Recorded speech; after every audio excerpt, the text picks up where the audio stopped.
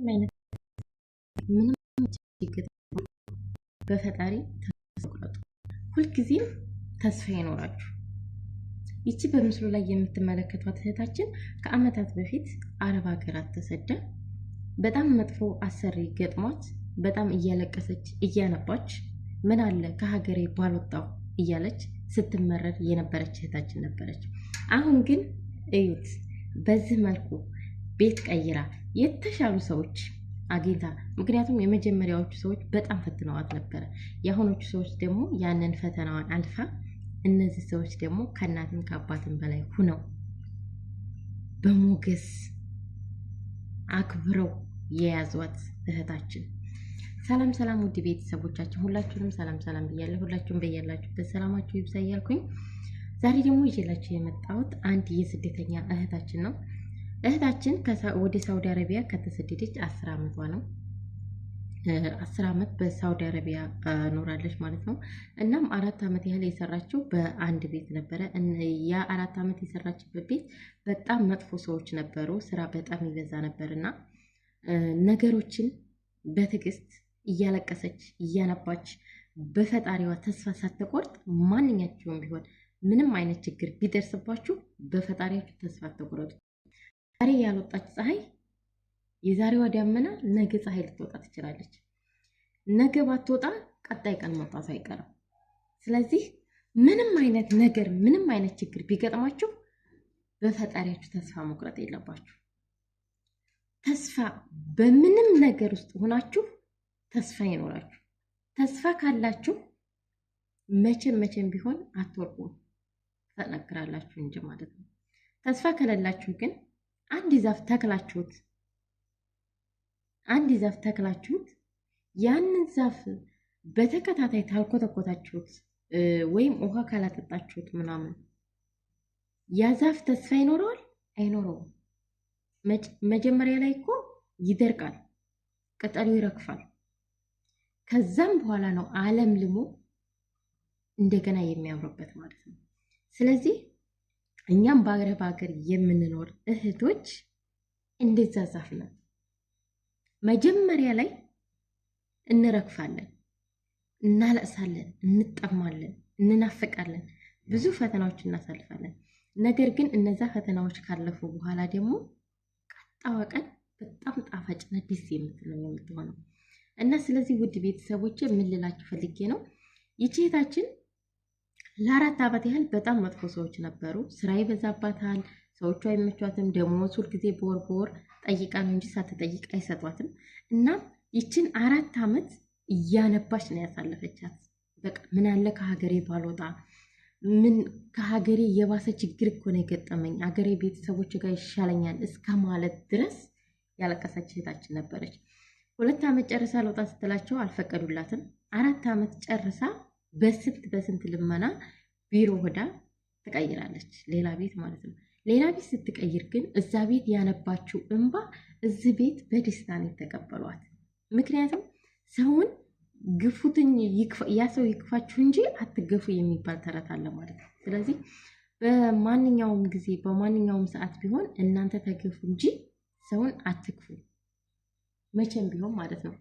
እና ያቺ እህታችን ከዛ ከ4 ዓመት በኋላ የገባችበት ቤት በጣም ጥሩ ሰዎች ናቸው። ስራ የበዛባትም በነፃነት ነው የምትሰራ። የፈለገችውን ተናግራ የፈለገችውን ተገዝቶላት ምናምን ነገር እና እዛ ቤት ለ6 ዓመታት ያክል ሰራች። ለ6 ዓመታት ያክል ስትሰራ በጣም ደስተኛ ሆና በስራዋ ደስተኛ ሆና ነበረ ህልሟን እያሳካች እየሰራች ያለችው። ከ6 ዓመት በኋላ ሰዎቿ ምንድነው ያደረጉላት? ወደ ሀገር እገባለሁ ስትላቸው ማለት ነው በጣም ነው ያለቀሱት። ምክንያቱም በቃ እንደ ቤተሰብ ነው ያዩት ማለት ነው። እናም ያሏት ነገር ቢኖር ምንድነው እኛ አንቺን እንደ ሰራተኛችን ሳይሆን የምናይሽ እንደ ቤተሰባችን። ሴትየዋ እኔ እንደ ልጄ ነው ማይሽ፣ ሰውየውም እኔ እንደ ልጄ ነው ማይሽ፣ ልጆቼ ደግሞ እንደ አክስቶቻቸው ነው የሚያዩሽ እና ስለዚህ እኛ በጣም እንወድሻለን፣ በጣም እናከብርሻለን ብለው በምስጋና የተለያየ ስጦታ ተገዝቶ ድግስ ተደግሶ የሽኝት ድግስ ማለት ነው ወደ ሀገሯ ከገባች በኋላ ደግሞ ለሀገሯ ስትገባ የሚያስፈልጋትን ወጪ ቤትሽን አልጨረሽ እንዲሁ ቤትሽን እንጨርስልሻለን፣ የቤት ዕቃ ተሟላለሽ እንዲሁ የቤት ዕቃ እናሟላለሻለን ብለው ቃል ገብተው ሀገሯም ከገባች በኋላ ቃላቸውን በመጠበቅ ቤቷን አልጨረሰችም ነበረ።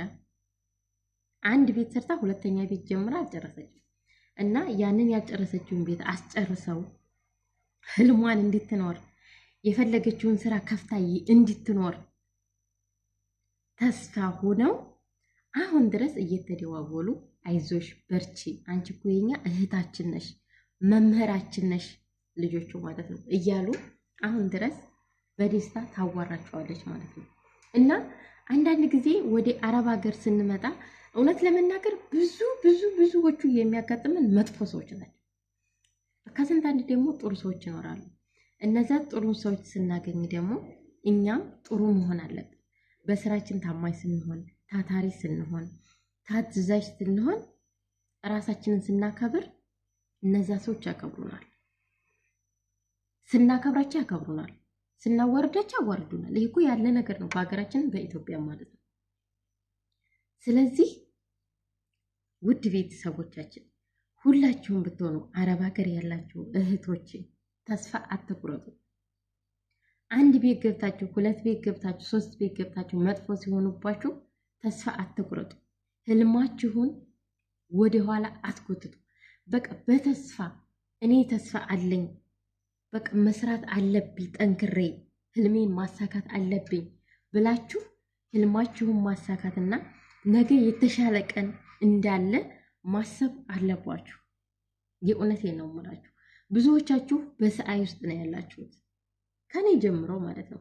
ናፍቆት አለ፣ ብዙ ተስፋ አለን፣ ያልተሳኩልን ነገሮች አሉ። ሀገራችን ገብተን መውለድ፣ ልጆች መያዝ፣ መሳም እንፈልጋለን። ነገር ግን ያ ሁሉ ነገር የሚሆነው በትዕግስትና በተስፋ ነው። አንደኛ ተስፋ ሊኖራችሁ ይገባል፣ ትዕግስት ሊኖራችሁ ይገባል። በፍጹም ተስፋ መቁረጥ የለባችሁም። ዛሬ ያልወጣችው ፀሐይ ነገ መውጣቱ አይቀርም። ነገ ባትወጣ የቀጣይ ቀን መውጣቱ አትቀርም እና ስለዚህ ተስፋ አትቁረጡ ነው የምላችሁ ውድ ቤተሰቦቻችን። በዚህ አጋጣሚ ብዙ መጥፎ ሰዎች ስላላችሁ ከአንዳንድ ጥሩ ሰዎች ከእንደዚህ አይነት አሰሪዎች ብትማሩ ትምህርት ብትወስዱ እላለሁኝ። የእውነት ብዙ ጥሩ ሰዎች አሉ። እዚህ ኮመንት ላይ ብዙ ኮመንት አይቻለሁ፣ እዚህ ፎቶ ላይ ማለት ነው። የኔ ወርቋን ከእጇ አውልቃን የሰጠችኝ ወደ ሀገሬ ስገባ፣ የኔ ስገባ ይሄን ያህል ስጦታ ሰጣኝ ምናምና ብዙ ኮመንቶች ማለት ነው። እና በመጥፎም ልክ ጥሩ ሰዎች ስላሉ ሁሉንም በመጥፎ አይናችን ባናያቸው ላለው ቤተሰቦች በሌላ ቪዲዮ እስከምንገናኝ ባይ ባይ።